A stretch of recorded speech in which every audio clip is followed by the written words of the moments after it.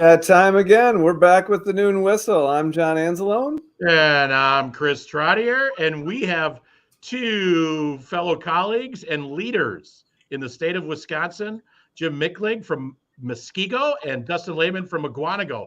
Welcome to the Noon Whistle, gentlemen. Hey, thanks for having us, guys. Super excited. I'm not going to lie. It took me a little bit to hold a straight face when you guys both just jumped in front of the screen. Super. Jim, we're super athletic. I saw that. At least that's Photoshop, so it looks a lot higher than it really was. That's right. All right. So let's get right into it. You two are leaders in Southeast Wisconsin, and I asked you guys to be on here because February is Career and Technical Education Month, and at the Noon Whistle, we want to celebrate that, which all of us believe that is one of the pillars of a strong Wisconsin economy. So let's jump right into it. I'm going to also encourage people on their social media posts to ask questions via their comment, because Jim and Dustin always have an answer. At least they just like to talk. All right. And it's a good one. So whoever wants to take the lead on this. So talk a little bit. I think there's a misnomer out there. I was just posed a question today that said, are the trades getting back into the schools? We hear that all the time. Why don't you guys talk a little bit about how K-12 education is really kind of taking a lead in workforce and career development in the state of Wisconsin? I'll jump in and take that right away. And I guess Chris and John and Dustin, we've been in this game long enough. The reason we get those questions is because of what happened back in the recession of the educational system and the trades classes, right? There was a period of time, I call it a little bit of the dark days, when Dustin was leaving college. And unfortunately, the jobs were being gutted out of K-12, right? Those jobs were going to go overseas. They were leaving Wisconsin. They were not going to have a place for our future economy. Fast forward into 2024 and where we're at today, it's come full circle. Manufacturing drives the bus in the state of Wisconsin. It employs the most people from the top down, whether that is physically in the trades or in accounting and CEOs and business and marketing. And then from the manufacturing bubbles, stems into the healthcare industry, stems into the building trades, which then continues, like you said, Chris, to drive our economy. So are they bringing trades back into the schools? There are schools that were like Muskego in 2001, did a lot of gutting to their programs and really reduced this down to minimal offerings.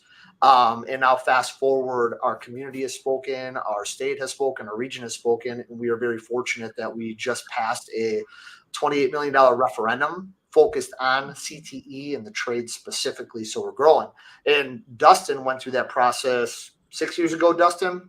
Yeah, so Mukwonago went through that in 2017, where the community, they voiced their concern. We need to, Mukwonago is very proud in the tradition of having the trades and never really getting rid of that. However, they knew it needed an uplift. It needed to be revitalized, and the community spoke. They provided a large referendum with a huge focus on career and technical education. And because of that, the enrollment in our programs, they've grown by over 250% in the CT spaces in Mukwonago. And you're seeing that all around Southeast Wisconsin. The communities are speaking up and they're saying, we want this in our schools. And there's a lot of great things happening in Southeast Wisconsin right now. Was that a heavy lift when all that took a turn? Was that a heavy lift from a school side? Yeah, definitely. Yeah. So like when you talk about the turn, John, I'm assuming the current referendum that I'm working through right now to bring the stuff back and really full-fledged. Yeah, it's a heavy lift. A lot of conversations with Chris and Dustin around this as I've been doing the work. One of my biggest things that I've been focusing on, and we use candid terminology, I never wanted to put lipstick on a pig. So as we have these new spaces, we connect with our business communities. And right, it's 2024. We have a computer in our pocket. So I didn't want you to develop our dad's wood shop. Like, how do we start to push the envelope to prepare students for any industry, any hands-on future careers that are there? So we've really been focusing, how do we redevelop our curriculum in CTE to meet multiple industry needs to better prepare our students for the future? Yep. So with that, not only came equipment and trying to find more money for bigger, better equipment when we didn't have it in the budget, but also came a lot of curriculum writing and developing and planning and working with staff to help really provide a paradigm shift to how they're currently doing stuff. And my staff is doing amazing things, and we're going to take them from really good to great. And it's going to look differently for sure. And it has been a heavy lift.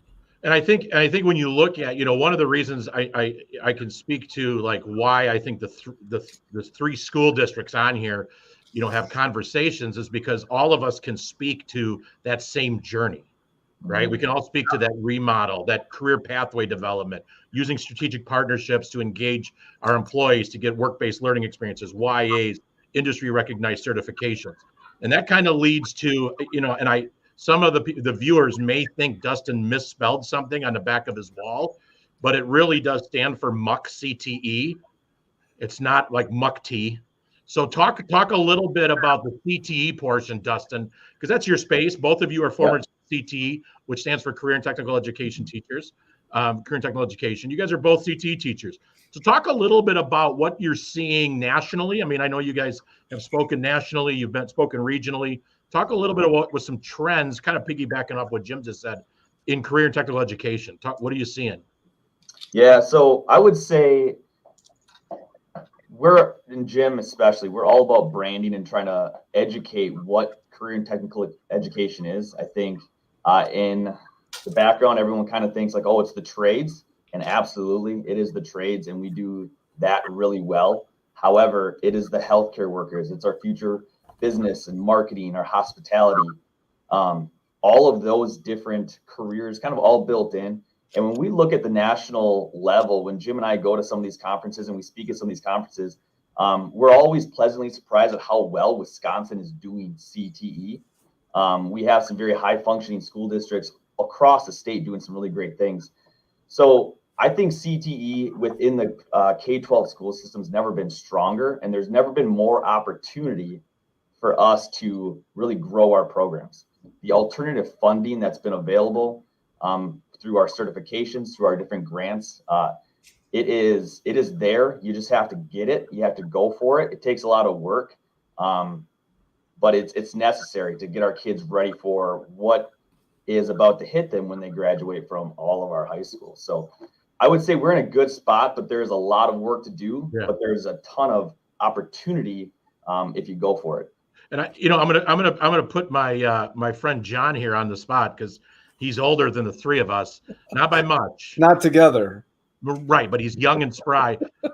I think, John, you can really speak to what Dustin and Jim are talking about, knowing that you're twins and how, you have a son who's in the trades. And you want to talk a little bit about how CTE, your wife's a former retired business teacher, shout out to Lisa, and an avid teacher. You want to talk a little bit about how it impacted your kids? Yeah, and it was almost accidentally. He decided late in the game, like, hey, I think I want to do this, youth apprenticeship. And he went in and thought, I think I want to be an electrician, and ended up coming out saying I want to be a plumber, and went right into the job market, is making good money.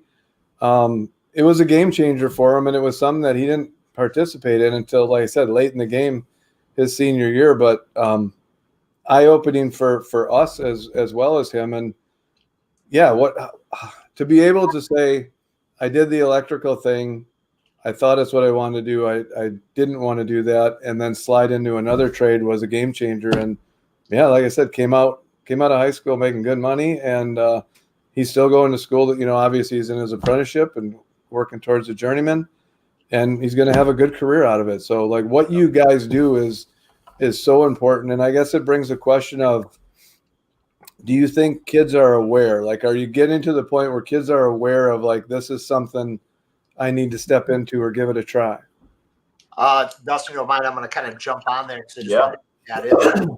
John, before I answer your question, the one thing that always amazes me as you talk about your son is the electricians can never see them doing the plumber's work, and the plumbers can never see the electricians do the work. Right. They're both tactile, hands-on learners, but it's always funny. You get on the job sites and you hear the zingers going from plumbers. It always amazes me. And to people who don't know, to now kind of feed your question, they all think they do the same thing, but they really don't. So yeah, about the kids and are they aware? I would say awareness is growing. The demands are changing from what I'm seeing from our students' educational journey. Students want to know how they can get those exposures and those experiences to help either reaffirm what they want to do or help them understand maybe this isn't what I want to do. I'm seeing a lot more demands for students to really look at their electives and their congruent instruction pieces towards work-based learning and saying, okay, what industry credential may I be able to get that better aligns with my future career? I'm a graphic designer. If I take graphic design 2, I can get my Adobe certification at 17 years old, which will then fast forward and better prepare me in positions for my future career. So I'm starting to see a shift into, I guess I call it the savvy consumer of K-12 education. So how do I leverage these programs, these opportunities to better align or help inform me that I want to be the plumber or I want to be the electrician, or I don't want to do this at all. I'm going into construction management. Yeah.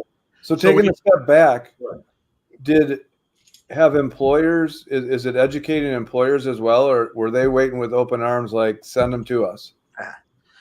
Dustin, I can jump in, or do you want to take this one? You can start up. Okay. So employers need education about the opportunities that are there. Like Dustin said, we are definitely leading the way in a lot of ways nationwide. We are very fortunate that the Department of Workforce Development is writing for the Workforce Innovation Grant, which is then producing youth apprenticeships, which gives students under the age of 18 to do jobs that they normally have to be 18 years of age. We have to educate employers that they don't have to be 18. They can work for you. Some of our employers are on board right away, and then they run into a hiccup with their insurance provider says no. So the arms are not wide open, but they're open, and they want to know, tell me, how is company X doing it? I need to get in because I need my workforce tomorrow. And I think as we start to work together, we collaborate. Chris is sending the message out in Walworth. Dustin's hitting the message hard in Mukwonago. I'm hitting the message in Muskego. And as more people are seeing the things we're doing and the students coming out there, the opportunities are continuing to grow. And now the employers' arms are open. And I have to acknowledge Mr. John Henderson gave us a comment. Great to see our collaboration. He's a loyal viewer of the Noon Whistle, which is the #1 podcast in Walworth County, and he's also a fellow Rotarian. I did want to say to Dustin, talk a little bit about, I'm going to springboard off of John's conversation about collaboration. Talk a little bit about how, I know it started with the two of you and we jumped on board, and you're seeing this collaboration across our area. Talk a little bit about the jobs board and how that allows and helps our business partner with our schools a little bit. Well, I think it's pretty obvious that Muskego and Mukwonago compete in every facet. Mukwonago usually comes out on top of that. That is fair. Minus the job boards. He jumped after the 3 p.m. time, right? But what Jim and I, we all go to all these meetings together all of the time, and we're doing the same work. We're always trying to do this. What's best for our students? And then Jim and I kind of pose a question like, we're trying to do what's best for our students, but what's best for our community and what's best for our industry leaders? And is it best for my manufacturing companies here to kind of hold them tight, close, and don't talk about them because I want all of my students to fill those jobs and not let any kids from Muskego fill those jobs? Back in the day, that used to be okay because we were scratching and clawing for those positions for our students. Now, no matter what we do, we cannot fill all of the vacancies. I need those kids from Muskego. I need those kids from surrounding districts to help our manufacturers or our business leaders fill all of their vacancies. So Jim and I really tried to figure out what can we do to really make this as streamlined as possible, because there's turnover in education. Well, there's turnover in industry, right? Once you have that connection, it's great to keep working back and forth. But what happens when that person gets promoted or maybe moves to a different company? Now you have to start that process all over again. The job board really was kind of created to quit that conversation starting over and over and over again, or them reaching out to the school and trying to figure out, is it a counselor? Is it an administrator? Is it a secretary? Who is that person to kind of connect the dots? Yep. The job board is that one consistent. Yeah, I would agree. And we, it was funny because when I ran into you guys at a conference, we were trying to figure out the same thing. And I'm like, well, this is a pretty good idea. Like, duh, why reinvent the wheel? And now, we have the Walworth County Economic Development Alliance on board, Gateway Technical College, and we're seeing it just blow up. And this is the best way if you're trying to figure out how to get connected to schools. Post your entry-level vacancies on the jobs board. It's free of charge. Do that ASAP, and then you're going to have a whole pool of candidates. So one last question before we close, because as we know, we could talk for hours. We're passionate about the work. This is the longest John Anzalon's been quiet, so he's struggling with it. But hey, listen, John, just cheer us on, buddy. This is really growth. This is growth for me, and you guys are a wealth of information. I like listening to what you do, your leaders, and what you do, and it's fun to listen to. So thank you, guys. Real quick, I just want one last question here. You guys presented at the Wisconsin area, the Wisconsin School Board Association conference. What are some, when you guys present, and what are some common questions? Just in 1 minute, give me some common questions you get from superintendents, other district leaders, school board members that you see that other districts are wrestling with that, some of us, like the three of our school districts, Delavan, are nailing. Talk a little bit about those questions. I'm going to jump in here because you hit Dustin on Muck CTE, and just want to point out they had to go Muck because he can barely pronounce Mukwonago because it's so hard for him. But hey, Dustin, where do Jim's kids go to school real quick? I just have Mukwonago. Okay, I wasn't sure. Go ahead. My fault.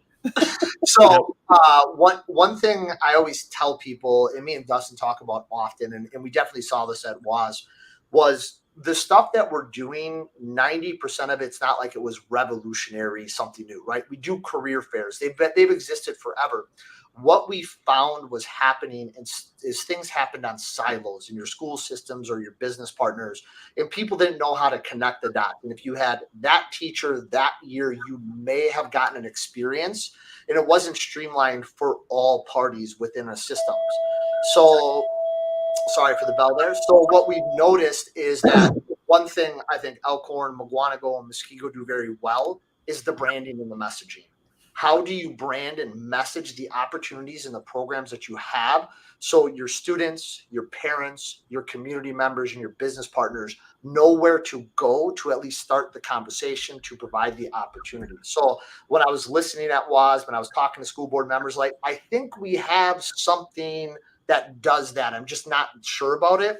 And if a school board member thinks you may have it but doesn't know, 90% of your community is going to be in that same boat. So how do you brand the great things you're doing? How do you package it so that it can touch all parties that you're doing it? Dustin, what were you seeing when we were there? Yeah, and the biggest thing too is people look at it like it's such a daunting task. Like this is so much work. I don't know. We barely have the resources to run the programs. How are we going to be able to do all of this?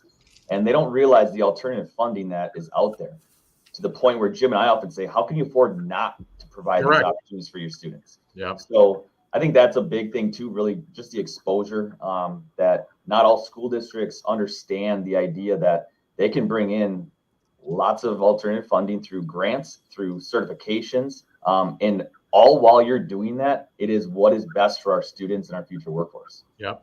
Well, I think we're going to we'll end there, and I think I'm going to touch base on that. What our communities don't understand, to just piggyback off of what you're saying, is Act 59 gave us the CT incentive grant, and for every kid that gets an industry recognized credential, youth apprenticeship, or a technical diploma, we get a maximum for each kid up to possibly $1,000. So districts that are hitting the home run are able to self-sustain these programs and reinvest back into them. So, John, you want to take us home? I mean, you've been kind of quiet. I wanted to make sure you're awake. So how do we want to close here, Johnny? What do you think, buddy? John, before you close, can I do one shameless plug here? Absolutely.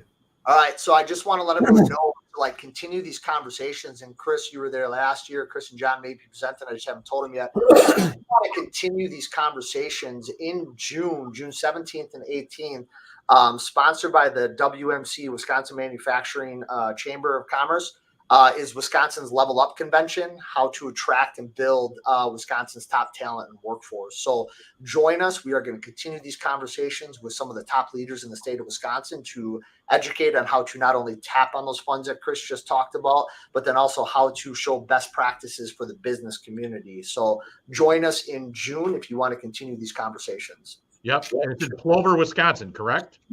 Over Wisconsin. Yep. All right. Perfect. Perfect. All right, thanks, guys. John, take us home. Here we go. Hey, let's bring us home. We're going to go around the horn here. And give two qualities you like to see in a employee.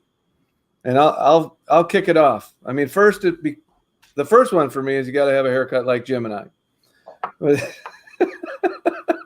No, I would throw out reliability and good character. Go ahead, right, Jim. Jim, you go. Yeah, I'm going to go back to Dustin talked a little bit about the lift that these programs take and how you can afford it. So good quality I always look for is the grind. Someone who's willing to show up every day to get the job done. And then also someone who's innovative, that's looking for new ways to solve the problems and doesn't just give up and say, this is how we've always done it. So the grind and innovation are the two things Dustin. I'm looking for. Yeah. And when we look at all of our evaluations that we get back from our students, I say the biggest thing is someone who is going to show up on time, but that person who's willing to take that initiative, that problem solver, like what Jim was saying. Those are the two biggest qualities that our employees are looking for. Yep, and we use an employability skills curriculum called Bring Your A Game, and in those A's, I was just going to say the same thing, Dustin. Attendance and ambition; those would be the two. Well, gentlemen, thanks for being on. I know you guys have been in my ear for 6 months to join the Noon Whistle, the ElkWorks Noon Whistle. For the record, here's the good news. You guys were the longest one in history. So that doesn't surprise me with Jim being involved. No, but it was also great. Yeah. You know, if people are looking, schools around the state of Wisconsin or employers, we do this to communicate and tell a story. You guys got a great story. Your story, our story is very similar to what we value, what our vision is, where we believe the future of our workforce should come from, and how we partner up with our district. So I appreciate you guys being on. Thank you for being there. John, anything else before we go back to work and pull the whistle? Oh, before the Noon Whistles, the bell at Muskego. All right. Well, it's time to go, but thanks for all your hard work. All right. Thank you. Thanks, guys. Appreciate it for having us on.